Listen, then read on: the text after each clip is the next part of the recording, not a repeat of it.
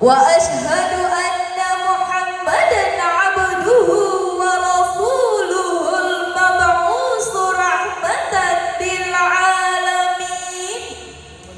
Allahumma salli wa sallim wa barik ala abdika wa rasulika Muhammad wa ala alihi wa ashabihi ajma'in. Amma ba'd. Dewan Hakim yang arif dan bijaksana, Bapak Ibu kawan-kawan seperjuangan, Indonesia adalah negara yang memiliki potensi kekayaan yang berlimpah. Tambang emas terbesar dan terbaik di dunia terletak di Papua. Memiliki tambang batu bara terbesar di dunia yang sebagian besar terdapat di Pulau Sumatera dan Kalimantan. Gas alam terbesar di dunia yang terletak di Blok Natuna dan Blok Cepu.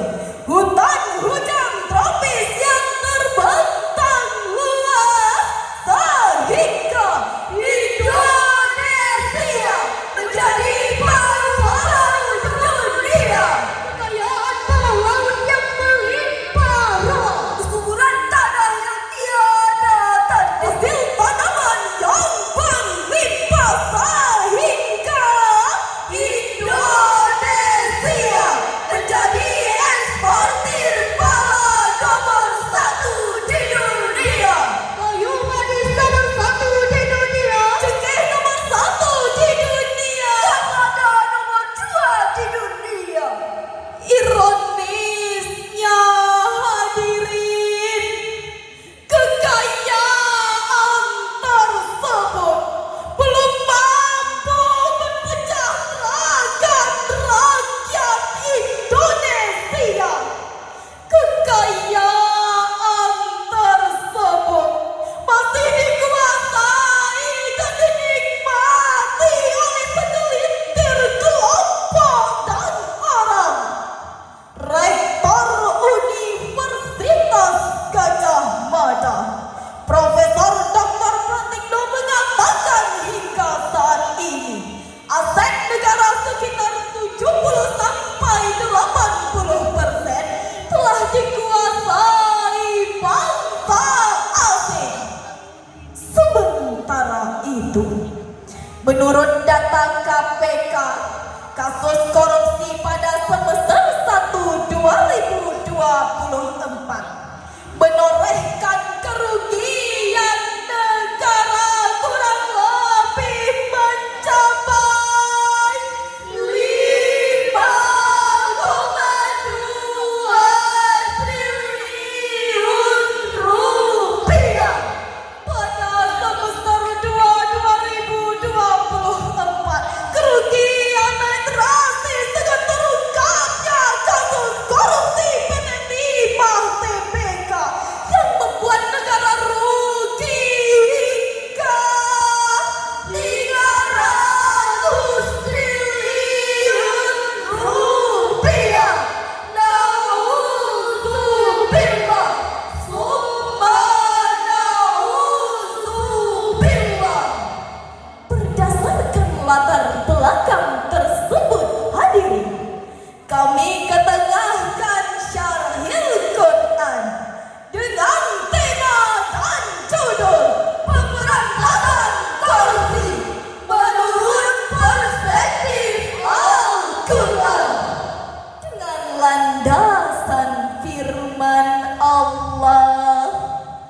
dalam Al-Quran surah Ali Imran ayat 161.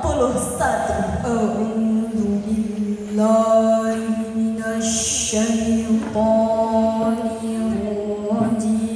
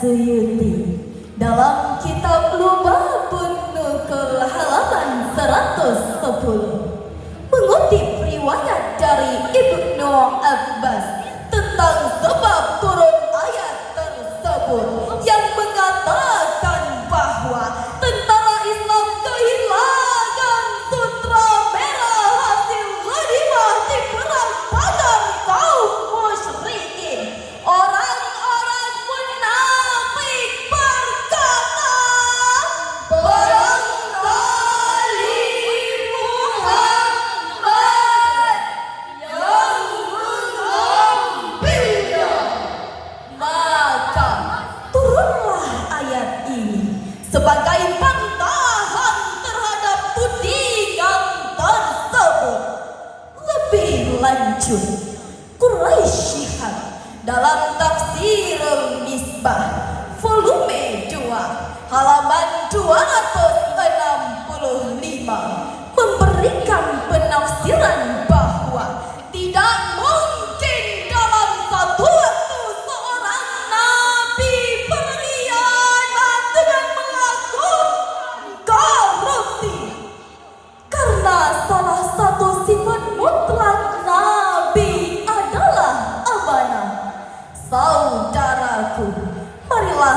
sejenak kita renungkan firman Allah dalam Al-Quran surah Al-Ma'idah ayat 42.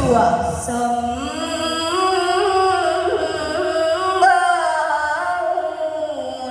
lil kadhibi akaluna lis-suht.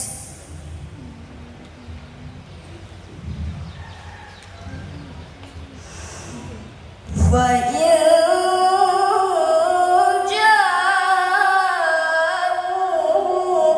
fahkum bainahum aw a'rid anhum.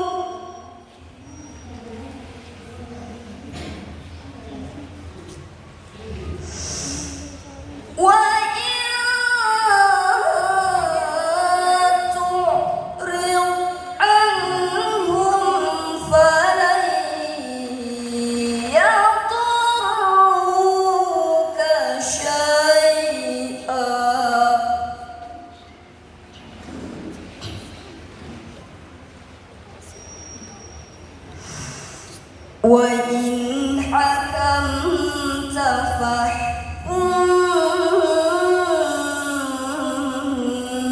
bainahum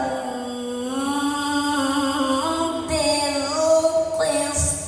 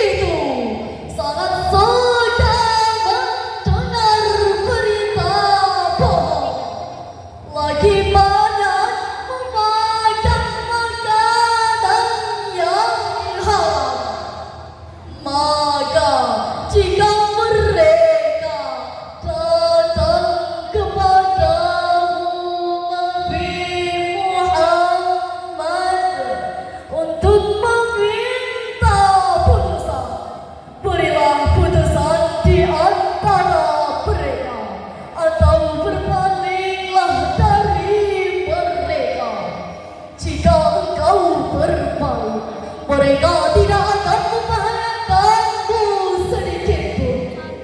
Akan tetapi, jika engkau memutuskan perkara mereka, putuskanlah dengan adil. Sesungguhnya Allah menyukai orang-orang yang adil. Maha benar Allah dengan segala firman. Majelis hakim yang terhormat, hadirin yang diberi rahmat, Imam Az-Zamakhsyari dalam kitab Tafsir Al-Kasyaf juz 3 halaman 57 mengatakan bahwa yang dimaksud dengan kata as-suht pada ayat tersebut adalah harta haram.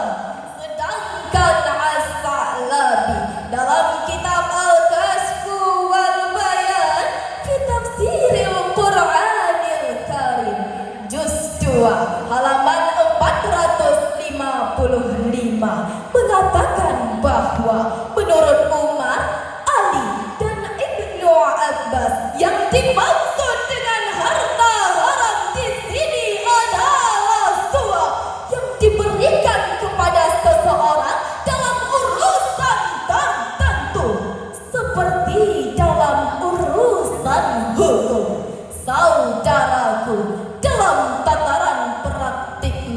Rasulullah sangat ketat pengawasannya terhadap pejabat yang ditunjuknya agar tidak melakukan tindak pidana dan korupsi. Hal ini terlihat dari sabdanya. عن معاذ بن جبل قال بعث لي رسول الله صلى الله عليه وسلم إلى اليمن فلما سرت أرسل في أثري فرددت فقال أتدري لما بعثت إليك لا تصيبن شيئا بغير إذني فإنه غلول ومن يغلل يأت بما غل يوم القيامة لهذا دعوتك فامضي لعملك رواه الترمذي.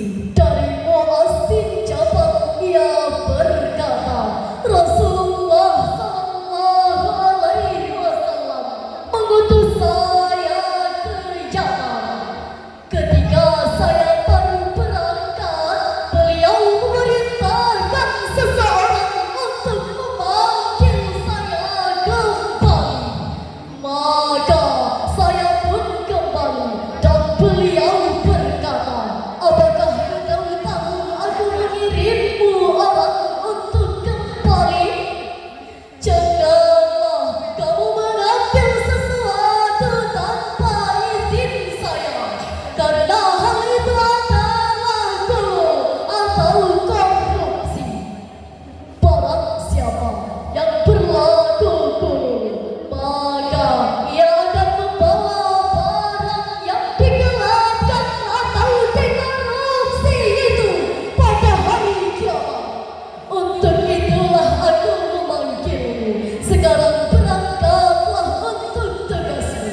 Hadis riwayat At-Tirmidzi. Hadirin, ketahuilah korupsi itu mencuri uang anak negeri. Korupsi itu merampok, mengambil dana yang tidak. Korupsi merugikan negara. Dana yang mestinya ada hilang entah kemana. Korupsi itu menghambat roda pembangunan, merusak sendi kehidupan. Karena itu korupsi harus kita hindarkan. Setuju, hadirin? NKRI bangkrut bukan karena subsidi, bukan karena luasnya negeri. Siapa yang tahu apa yang terjadi? Siapa yang kejam? Siapa bersalah kini? Justice for Indonesia. Korupsi bukan sekedar masalah biasa. Masyarakat jadi ingatlah, kita bangkit demi kebenaran nyata. Justice for Indonesia. Korupsi bukan sekedar masalah biasa. Masyarakat jadi ingatlah, kita bangkit demi kebenaran nyata. Dari uraian-uraian yang telah dipaparkan, dapat kita tarik kesimpulan. Pertama, korupsi harus ditindak tegas jika perlu dihukum mati, sehingga menjadi pelajaran bagi yang lain yang ingin mencoba-coba melakukan korupsi. Kedua, keimanan dapat membentengi diri dari perbuatan korupsi, karena setiap orang yang beriman pasti jujur dan amanah. Wallahu muwaffiq ila aqwabil thariq. Wassalamu alaikum warahmatullahi wabarakatuh. Waalaikumsalam Waalaikumsalam warahmatullahi wabarakatuh.